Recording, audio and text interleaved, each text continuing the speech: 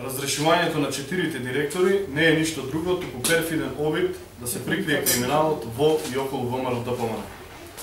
Бранот наречен ДПМН веќе 8 години со нечесно и недомаќинско работење ја пустоши битово и откако ја донесува на колена, се фаќаат како давеници за сламка и божем нешто менуваат.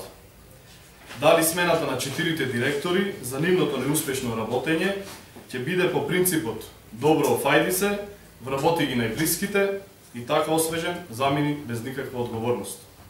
Затоа прашуваме, кој од ДПМН ќе одговара што се поставуваа и штитеа вакви кадри? За нас, ова е залажување на граѓаните и само промена на маските, а содржината останува иста. Бидејќи тоа е матрица на ДПМН, ако си внатре, мора да играш како што свири Груевски фамилијата. Сега е јасно кој е искрен кон граѓаните, а кој ги лаже. Сега е јасно кој го крие криминалот, а кој искрено опоменува за него. Сега е јасно кој има кредибилитет да зборува за интересите на граѓаните, а кој ја изигра нивната доверба. За вистински промени на подобро, треба бура за заминување на ДПМН од власт, која за скоро ќе ја предизвикаат граѓаните.